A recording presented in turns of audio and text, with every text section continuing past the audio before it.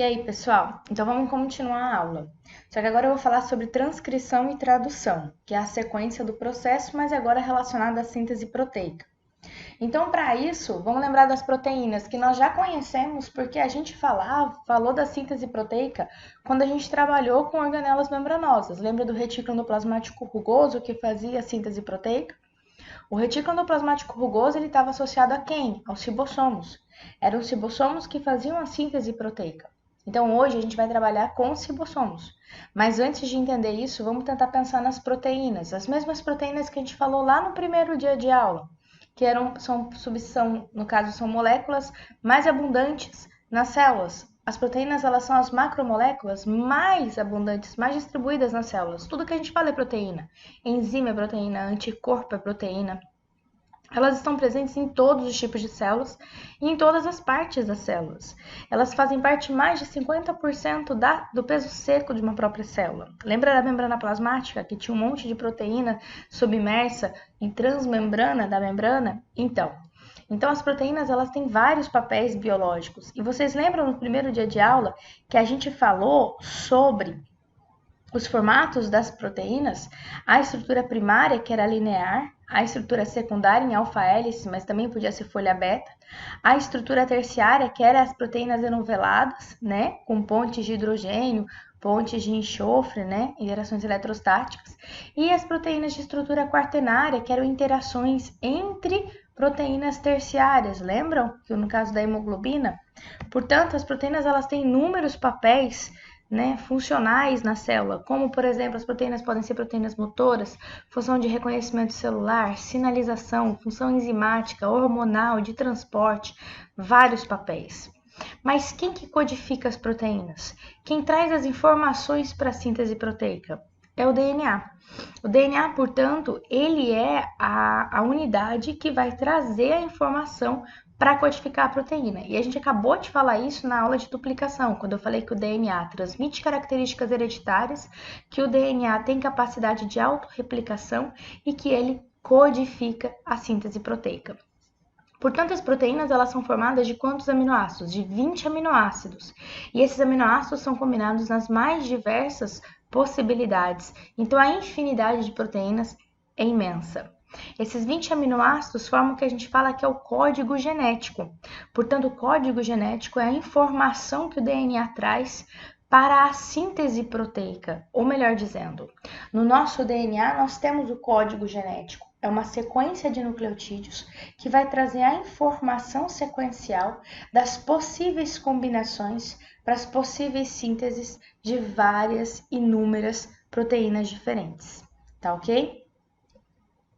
Portanto, o DNA ele não faz síntese proteica. O DNA não faz síntese proteica. O DNA ele codifica a síntese proteica, ou melhor dizendo, o DNA, o genoma, ele determina tudo que vai fazer a célula funcionar. Como assim? DNA não faz síntese proteica. DNA faz transcrição. Da transcrição eu tenho o RNA e o RNA então vai ser traduzido para formar a proteína.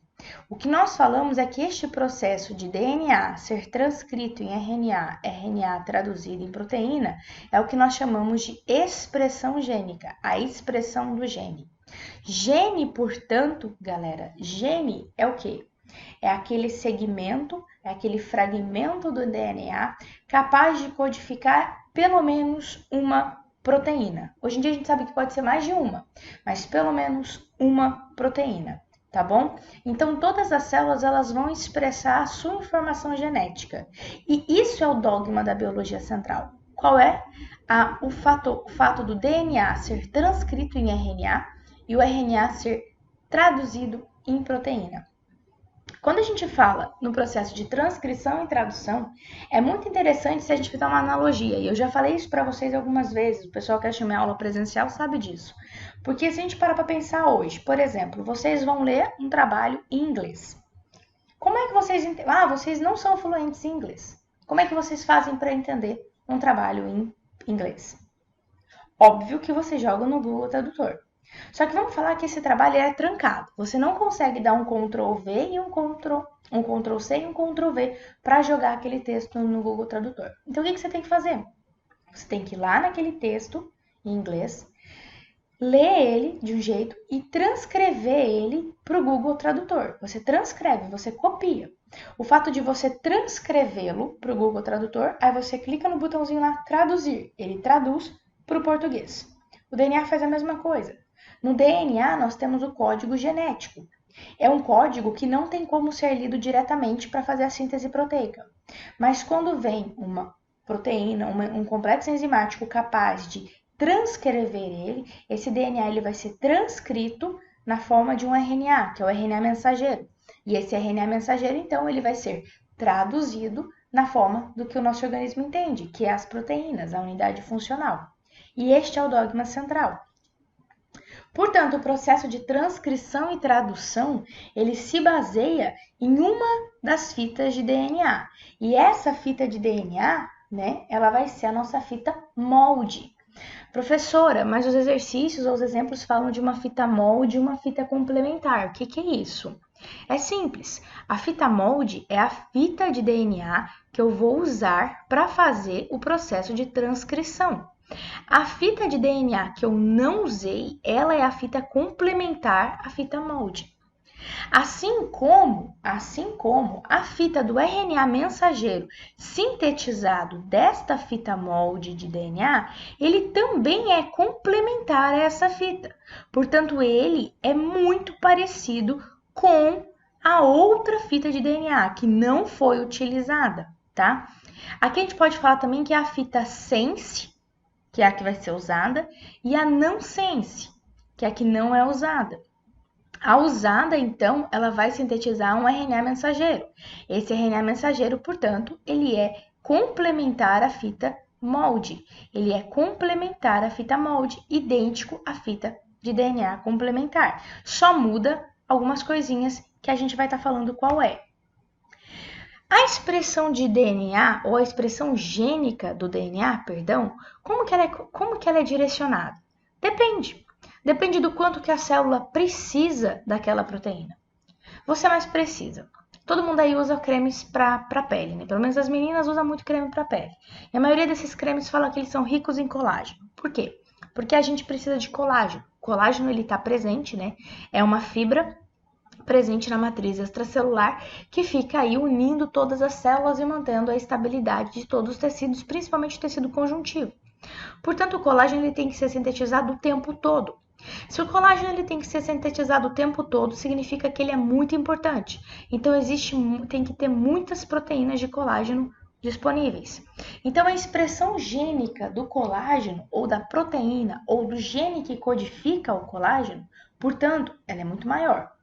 Ao mesmo tempo, por exemplo, de uma proteína que a gente não vai precisar muito. Vamos fingir que a proteína que vai codificar, sei lá vamos pensar na proteína que vai codificar o dente, né? A dentina. Pronto, a dentina ela foi produzida há muito tempo já, né?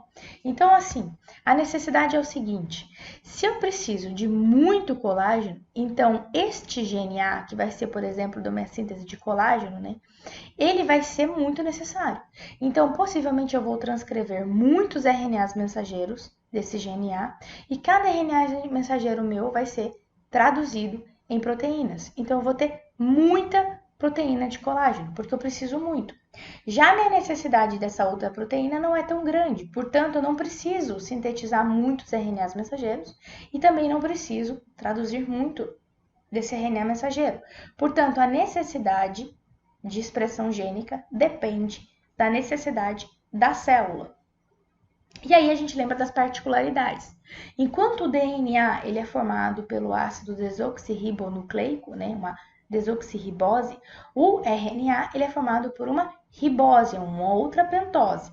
E também a gente tem que as bases nitrogenadas são diferentes. Vocês já lembram no primeiro dia de aula que enquanto o DNA a gente tem a timina, né, no RNA a gente vai ter a uracila. Portanto, essas peculiaridades são muito importantes para a gente entender nos processos de transcrição e tradução, na hora da gente olhar para a fita complementar. Portanto, galera, a molécula de RNA ela é muito parecida com a de DNA. A diferença é que ela não é uma dupla hélice, ela é uma fita única. Só que mesmo sendo uma fita única, ela é formada de nucleotídeos. E uma grande característica dos nucleotídeos é que eles se interrelacionam. As bases nitrogenadas podem fazer pontes de hidrogênio. Portanto, a própria mesma fita de RNA, ela pode se dobrar, formando estruturas tridimensionais. Isso não é errado, isso não é incomum. Na verdade, isso é o mais comum que a gente consegue ver. Portanto, o RNA ele também se interage fazendo duplas e triplas ligações do mesmo jeito. E o que é importante pensar nos processos de transcrição e tradução? Primeiro, então, vamos falar da transcrição, que é o primeiro passo que acontece lá no núcleo. Então, antes de qualquer coisa, vamos pensar no núcleo. O núcleo que a gente vem estudando aí nos últimos dias, ele é muito importante porque ele especializou a célula, ele criou um centro de controle, um centro de gerenciamento. Então, o núcleo ele também foi mais importante ainda porque ele segregou o processo de transcrição e tradução. Antes, nos procariotos, acontece como? A transcrição acontece e a tradução acontece já na sequência. A célula não tem tempo nem de pensar. Já nos eucariotos que têm núcleo, o processo de transcrição acontece dentro do núcleo, enquanto que o processo de tradução acontece fora do núcleo, no citoplasma. E esse espaço físico, essa distância de um processo para o outro, foi ótimo para acontecer e poder ganhar tempo, a célula ganhar tempo para fazer outros processos que a gente vai discutir hoje. Então, a transcrição ela vai acontecer dentro do núcleo. E a transcrição ela só acontece utilizando como molde uma fita de DNA. Então, a gente vai fazer uma abertura momentânea nessa fita de DNA, expondo essas bases nitrogenadas do gene de interesse, e aí essa fita de DNA, então, ela vai servir como molde para a síntese do RNA mensageiro, tá ok? E quem faz essa síntese é uma RNA polimerase, é um complexo enzimático, né? Uma enzima que é a RNA polimerase. Então, à medida que ela abre a fita de DNA, ela utiliza-se da fita molde para fazer a síntese aqui, ó, do RNA mensageiro. Professora, qual é o sentido da síntese? O mesmo da síntese de DNA. O sentido da síntese de DNA não era 5' 3'? Porque o sentido de leitura da DNA polimerase não era 3', 5'. Portanto, o sentido da síntese do RNA mensageiro é 5', 3'. O sentido de leitura da RNA polimerase é 3', 5'. Tá ok? Portanto, esse complexo, ele tem o sentido de transcrição, que a gente já sabe, que é a direção da transcrição é 3', 5'. O sentido da síntese é 5', 3', tá beleza? E os RNAs, então, eles podem ser sintetizados pelas diversas RNAs polimerases, porque não existe uma, existem várias. Na verdade, os procariotos têm uma, os eucariotos têm 3 RNAs polimerases que a gente vai discutir com isso. Mas, ao mesmo tempo, elas não precisam se funcionar ou elas não chegam no DNA uma única RNA polimerase. Foi o que eu falei, de acordo com a necessidade da expressão gênica, pode chegar uma RNA polimerase, começar a síntese do RNA mensageiro. A partir do momento em que ela está andando nessa fita de DNA, já pode chegar uma outra RNA polimerase e fazer a mesma síntese de novo.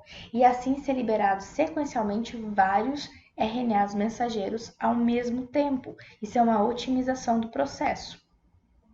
Portanto, existem vários tipos de RNAs. Não existe só o RNA mensageiro, que é aquele que a gente está falando agora. O RNA mensageiro é aquele que vai codificar as proteínas. Mas nós também temos o RNA ribossômico. O RNA ribossômico já foi comentado lá quando a gente falou de núcleo interfásico, que o RNA ribossômico ele é sintetizado numa região específica, que é a região do nucleolo, e que isso é muito importante, porque na região do nucleolo, além de sintetizar o RNA ribossômico, também sintetiza os ribossomos. A gente também tem os microRNAs, que não vai ser foco da aula, assim como outros pequenos RNAs, não é foco da aula.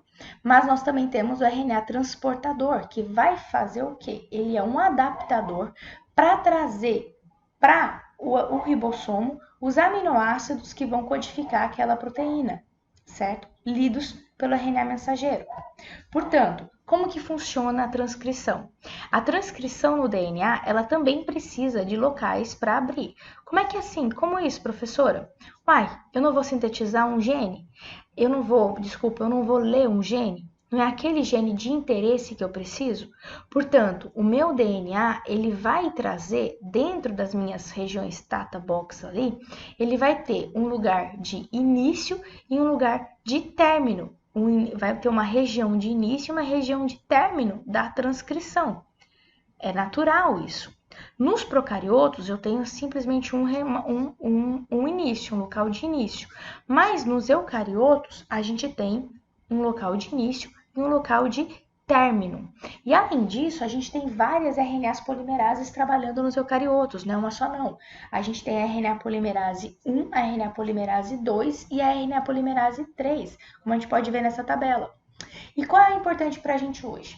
Hoje é a RNA polimerase 2, que vai codificar a maioria das proteínas, quer dizer, ela vai codificar o RNA mensageiro para fazer a síntese proteica. Porque a RNA polimerase 1, ela vai fazer a maioria dos genes de RNAs ribossômicos, aqueles RNAs que vão fazer a síntese do ribossomo no nucleolo. E as RNAs polimerases 3 vão ajudar muito na síntese dos RNAs transportadores, ribossômicos também e outros RNAs. Portanto, no início da transcrição, então, professora, como você disse lá na duplicação, tinha que chegar primeiro uma RNA polimerase, né? Ela que dava o start. Então, aqui é tranquilo, né? A RNA polimerase pode chegar e já começar a fazer a síntese do RNA mensageiro, que é sucesso. Não, na verdade, aquela fita de DNA está fechada, aquela dupla hélice está fechada. Então, vai ter que acontecer o quê? Fatores de transcrição. Fatores de transcrição vão ter que chegar naquela fita de DNA, achar o local ideal para informar a RNA polimerase que é ali que ela tem que parar para poder fazer a transcrição. Como assim? A célula tem que identificar que está faltando aquela proteína, que ela precisa daquela proteína. E qual é o termômetro da célula? O termômetro da célula são esses fatores de transcrição, que vão ficar disponíveis quando a célula precisar daquela proteína. Esses fatores de transcrição, então, são outras proteínas, vão entrar no núcleo e vão se ligar no DNA exatamente na região onde tem o gene de interesse para alertar a RNA polimerase que é ali que ela tem que ir e começar a transcrição do RNA mensageiro. Numa célula procariota, como está mostrando o slide, eu tenho um fator de transcrição específico. A RNA polimerase precisa de um fator de transcrição, que é o fator sigma. Já nos eucariotos, eu preciso de vários fatores de transcrição. E esses vários fatores de transcrição aqui expressos na figurinha, ó, são vários, né, bem coloridos, eles que vão fazer a sinalização para a RNA polimerase, que é essa proteína gigante, que é esse complexo enzimático gigante, pare nessa região da fita de DNA para fazer a leitura para a síntese do RNA mensageiro. Então, como funciona? Então, a gente tem que entender que numa fita de DNA, a gente vai ter várias regiões. A gente tem quais regiões, professoras? A gente tem as regiões de exons e introns. Eu acho que vocês já ouviram falar sobre isso. Quem são os exons? Os exons são as regiões do gene que são codificantes. Os introns são as regiões que não são codificantes, que não codificam uma proteína. E isso tudo aqui, esses exons e esses introns, estão dentro de um gene. Portanto, o gene não era aquele segmento capaz de codificar pelo menos uma proteína? Beleza. Só que dentro desse gene, se eu ampliar ele, eu tenho sequências de DNA que vão realmente codificar uma proteína e sequências que estão ali só para preenchimento. Ela não codifica nada. Essas sequências elas têm que ser removidas depois. A gente vai falar sobre isso. Mas é esse gene que vai ser transcrito do DNA. E como isso vai acontecer então? Aqui está a fita de DNA, que é a região data box que eu falei. Então aqui vão começar a chegar vários fatores de transcrição, que vão sinalizar para a RNA polimerase parar neste lugar. Esses fatores de transcrição, portanto, vão fosforilar a cauda dessa RNA polimerase. Quando você fosforila uma proteína, você ativa ela. E essa RNA polimerase, agora fosforilada, ela fica ativa. Uma vez ativa, ela começa a ler a fita de DNA e começa a transcrever o RNA mensageiro. Portanto, uma vez que esse RNA mensageiro começa a ser transcrito, beleza, ele está pronto e vai lá para o citoplasma para ser traduzido? Não, ele ainda tem que ser processado. Por isso que isso acontece no núcleo. O processamento do RNA mensageiro envolve 3 sequências. Envolve a formação da sequência líder, que é o capeamento, ou chamado de cap 5', a poliadenilação, que a gente também chama de cauda poli-A, que acontece na região 3' e a retirada daqueles introns que eu acabei de comentar, que a gente chama de splicing. Splicing, a tradução é de processamento. A gente vai remover os introns e deixar apenas os exons.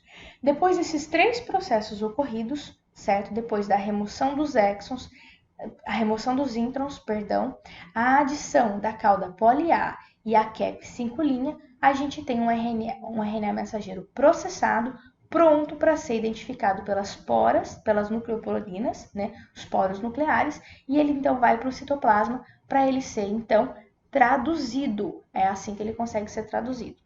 Portanto, o que vai acontecer? O capeamento, na verdade, a cap 5' nada mais é do que a adição de uma 5-metilguanosina, né, que é uma guanina, ligada a um metil, na região 5', na extremidade 5', aquela extremidade que tem os 3 fosfatos que a gente falou. Do outro lado, a gente vai adicionar uma cauda poli-A, quer dizer, mais de 150 a 250 adeninas vão ser adicionadas aqui. É simplesmente para dar uma estabilidade a essa fita. E no meio dessa fita vai acontecer o splicing, quer dizer, a remoção dos introns. A remoção dos introns, então, vai fazer com que somente os exons fiquem juntos, que é a região codificante.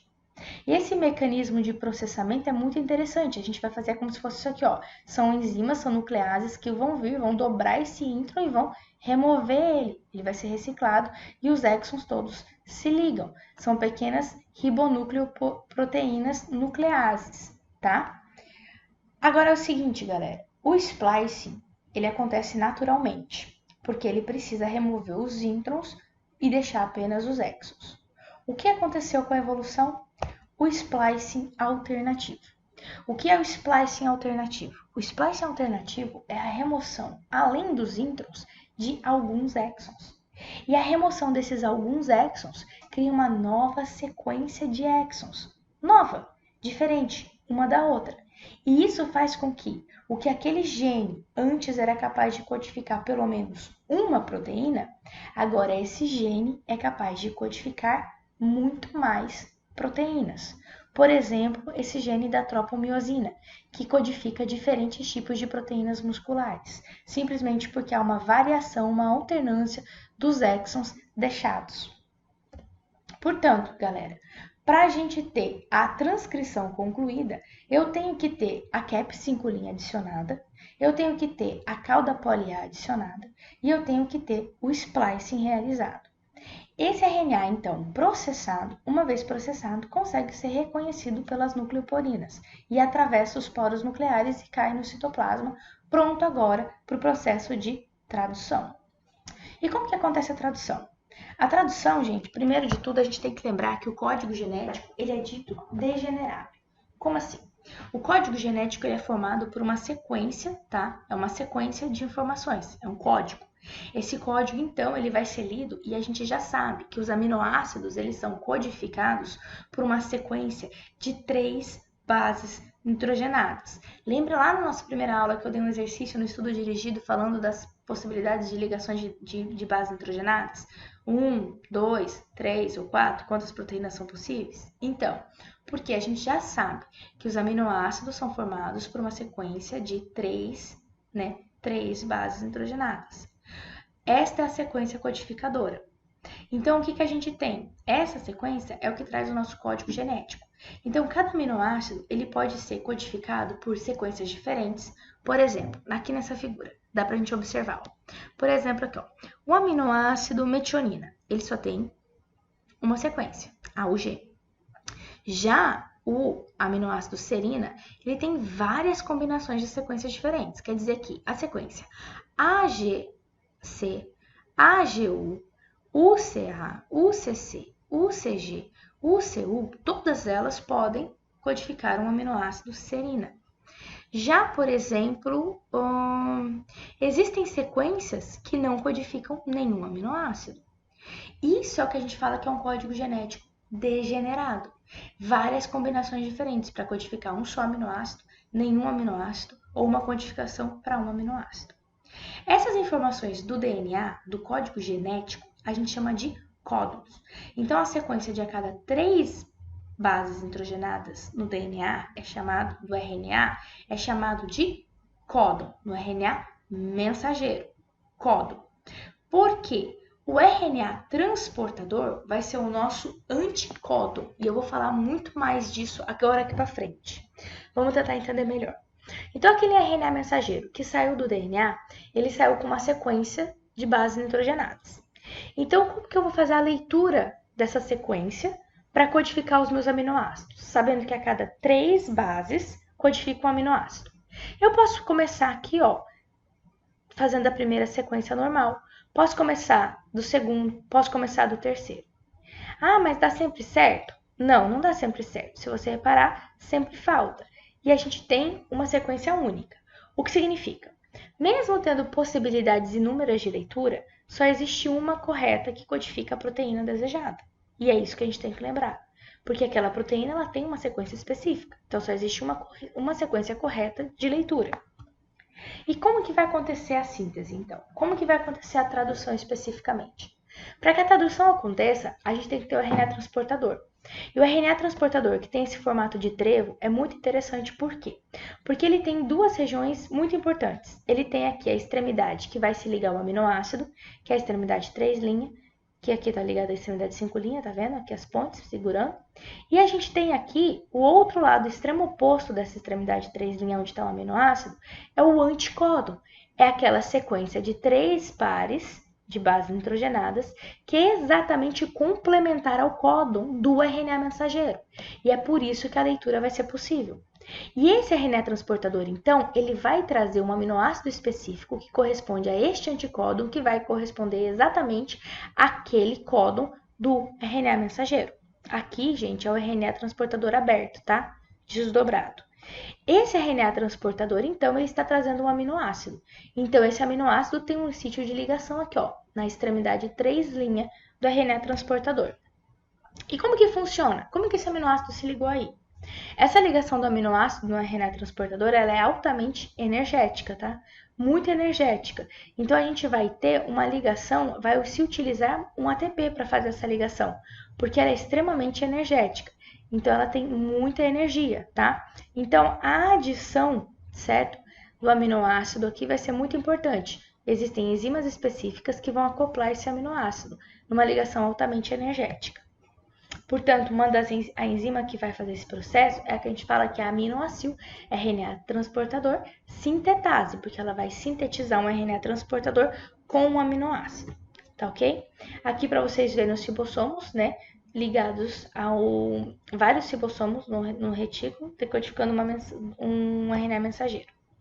Beleza, mas então o RNA transportador vai trazer um aminoácido para fazer a síntese proteica aonde? Nos ribossomos, porque a gente já falou dos ribossomos quando a gente foi estudar retículo endoplasmático rugoso. Portanto, os ribossomos, que também nós falamos no núcleo interfásico, quem são eles?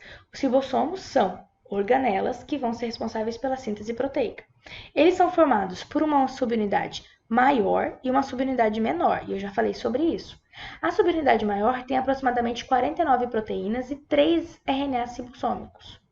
A subunidade menor tem 33 proteínas e uma molécula de RNA ribossômico. Essas 2 subunidades são sintetizadas lá no nucleolo e elas só vão se unir lá no citoplasma, quando se tornarem funcionais. Então, só para lembrar, gente, aqui ó, no nucleolo do DNA, no nucleolo dentro do núcleo, tá? Aqui no nucleolo vai acontecer a síntese do RNA ribossômico, aí a síntese também dos ribossomos, porque as proteínas ribossomais vão vir via poros nucleares, vão chegar aqui, vão fazer a síntese dos ribossomos, das subunidades ribossomais. Elas vão ser mandadas para o citoplasma separadamente e lá no citoplasma elas só vão se juntar quando chegar um RNA mensageiro e houver a síntese proteica, só quando é necessário. Portanto, a subunidade grande do ribossomo, ela vai ser a subunidade que vai fazer as reações enzimáticas, vai catalisar as ligações peptídicas de um aminoácido para outro aminoácido, né? Uma ligação peptídica. Já a subunidade pequena, ela é a região que pareia os RNAs transportadores. Nós vamos falar sobre isso agora. Se a gente olhar direitinho para esse ribossomo, ele tem sítios de ligação. Ele vai ter um sítio de ligação do RNA mensageiro, que é onde o RNA mensageiro vai entrar, tá? Vai entrar aqui para passar. E ele vai ter, tá, os sítios de ligação, 3 sítios de ligação para o RNA transportador. O sítio E, o sítio A e o sítio P. Vou começar na ordem correta. Sítio A, sítio P e sítio E. Quem é o sítio A? É a aminoácido RNA transportador. O sítio P é a peptidil RNA transportador. E o sítio E é o sítio de saída, exit. Como que vai funcionar isso? Aqui, ó, acabei de falar, né? Então, aqui, ó, o sítio A, aminoácido RNA transportador. Então, significa que aqui, ó, vai ser onde vai chegar o RNA transportador. Aqui no sítio P, peptidil RNA transportador, quer dizer que aqui vai acontecer a ligação peptídica. E o sítio E, saída. Como que acontece o processo, então, por final de tradução? Significa que a subunidade menor está lá no citoplasma, livre, leve e solta, é a subunidade maior também, nenhuma delas ativas. Mas eu sinto informar para vocês que elas não estão sozinhas. A subunidade menor, ela já está com um RNA transportador ligado a ela. E esse RNA transportador, ele já tem um aminoácido específico, que é a metionina. Então, toda proteína recém-sintetizada começa sempre com o primeiro aminoácido sendo a metionina, porque a metionina vai ser o aminoácido de iniciação. Como assim? Então, ele vai estar ligado. E olha que legal, se a gente olhar o desenho aqui, aqui seria o sítio A, o sítio P e o sítio E. Reparem que a metionina, o RNA transportador, está no sítio P, não no sítio A, que é o primeiro. Por quê? Vou explicar por quê. Ele fica aqui no sítio P. E reparem também que essa subunidade menor, além daqui do RNA transportador com a metionina, também tem um fator de início de tradução, que é um complexo proteico. Porque ele vai ficar aqui, que eu costumo dizer que ele inibe a ligação da subunidade maior. Ela não consegue se encaixar aqui porque tem ele atrapalhando. Agora a gente vai entender o que vai acontecer. Esse processo aqui vai chegar um RNA mensageiro. Ele vai vir se encaixar aqui no sítio de ligação e vai passar. E ele vai andar no RNA, tá? Então, o RNA mensageiro vai estar aqui. Essa subunidade menor, então, vai começar a andar sobre esse RNA mensageiro. Vai andar nele até encontrar o anticódon que esbarre no códon da metionina. Ou melhor dizendo, o anticódon desse RNA transportador vai percorrer aqui até encontrar o códon referente a ele, que é o códon da metionina. Qual é o códon da metionina? AUG. Então, essa subunidade menor vai se caminhar como se fosse um carrinho aqui nessa fita de RNA mensageiro até encontrar o códon AUG. Quando ele encontrar aqui, ó, o códon AUG, pareou. Então, aqui eu tenho um anticódon referente ao AUG, que seria o UAC. Esse códon referente, então, corresponde à metionina, pareou aqui. O fato de ter pareado aqui, vai acontecer o quê? A liberação desse fator de início de tradução. Portanto, o fator de início de tradução vai ser liberado, e olha o que vai acontecer.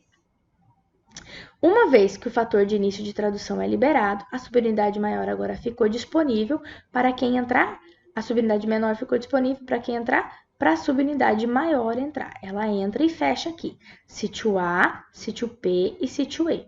Lembra que eu falei que no sítio A é aminoácido RNA transportador, é onde chega o RNA transportador? Pronto, aqui eu tenho mais um códon de RNA mensageiro disponível para a chegada de um RNA transportador, trazendo esse aminoácido aqui que corresponde a esse códon, o anticódon que corresponde a este códon. Quando ele trouxer aqui o aminoácido, o que vai acontecer? Os dois estão perto, este novo aminoácido com a metionina. Sítio P, peptidil RNA transportador, então vai acontecer uma ligação peptídica. E assim vai acontecer o começo da tradução. Vou melhorar os processos, então. Primeiramente, tem que acontecer, então, a ligação do RNA transportador. Depois, vai ter que acontecer a ligação peptídica. Na sequência, vai ter que as subunidades andarem novamente sobre a fita de RNA mensageiro. Então, primeiro a subunidade maior anda e depois a subunidade menor anda. Professora, não entendi nada. Então, vamos ver na prática. Então, aqui, se a gente olhar essa figura, eu tenho a subunidade menor, o RNA aqui no meio, na peptidil, e aqui o RNA transportador, trazendo outro aminoácido no sítio A, aminoácido. Vai acontecer, então, a ligação peptídica aqui. Quando essa ligação peptídica acontecer, vai acontecer que todo o polipeptídeo vai estar aqui no A, e ele não pode, ele tem que ficar no P. Então, a subunidade P, a subunidade maior, vai andar para cá, para a extremidade 3' vai andar uma casa. Quando ela andar uma casa na extremidade 3', olha o que acontece, fica assim, ó, A, P e E, só que aqui embaixo fica o A, P e E. Então, o que vai acontecer agora? A subunidade menor vai ter que andar também para a direita. Uma vez que ela anda, o que aconteceu com as posições dos sítios? O A ficou vazio, o P ficou com o RNA transportador agora contendo a ligação à cadeia polipeptídica, que é coerente, e o E ficou com aquele outro RNA transportador que ficou sem os aminoácidos por causa da ligação peptídica. Uma vez que ele já não tem mais aminoácido ligado a ele, ele está no sítio E de saída, ele vai sair, exit. E esse processo vai ser contínuo o tempo todo. Portanto, os aminoácidos sempre são adicionados na extremidade C-terminal, tá? C-terminal. A cadeia cresce da região N para C-terminal. Por que na região C-terminal? C-terminal, gente, é aquela que termina com C-O-H, né? COH, radical ácido, aminoácido.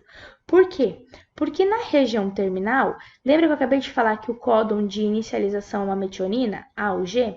O códon de parada, que é chamado de stop códon, são 3, tá? É o UAA, UAG, UGA. E lá naquele quadro, no início da aula de tradução, eu falei que eles não têm um aminoácido específico. Na verdade, eles não têm nenhum aminoácido. Por eles não terem nenhum aminoácido correspondente, o que vai acontecer? Quando a subunidade maior andar e a menor andar e chegar aqui no sítio A e agora ele chegou num stop códon, não vai ter RNA transportador para ligar aqui mais. Não vai ter um anticódon aqui específico. Então, vai acontecer que vai ligar uma proteína específica, que é o fator de liberação do códon, de terminação. E essa proteína específica, que é o fator de liberação, vai modificar as enzimas aqui de dentro, que ao invés de fazer uma ligação peptídica, ela vai ligar uma molécula de água. Quando ela ligar uma molécula de água, ela acaba de estabelecer a finalização do aminoácido. Ela vai fazer a ligação do OH, da hidroxila aqui. Então, ela cria a extremidade COOH, que é a parte ácida do aminoácido. Uma vez finalizado o processo, né, o complexo se desmonta, a subunidade maior é liberada, a menor é liberada, a fita de RNA mensageiro também para ser reutilizada e a proteína já está livre no citoplasma. Como assim a fita de RNA mensageiro para ser reutilizada? Ela pode ser utilizada de novo. Assim como outras subunidades de ribossomos também poderão se acoplar a ela e fazer uma intensa leitura e uma sucessiva síntese de proteínas, que é o que a gente chama de poliribossomos, que isso pode acontecer otimizando o processo de expressão gênica. Portanto, esse é o processo de síntese de proteínas. A gente vai ter a transcrição que acontece no núcleo e essa transcrição só acontece depois do processamento. Então, a gente vai ter a síntese do RNA mensageiro pela RNA polimerase. Depois, ele vai ser processado, adicionada a Cap5', adicionada a cauda poli-A, removido os introns. Esse RNA mensageiro processado vai para o citoplasma, que então é traduzido pelos ribossomos, né, que é constituído de RNA ribossômico, com a ajuda do RNA transportador trazendo os aminoácidos, fazendo a síntese proteica. Beleza? Essa, então, foi a aula de transcrição e tradução, galera.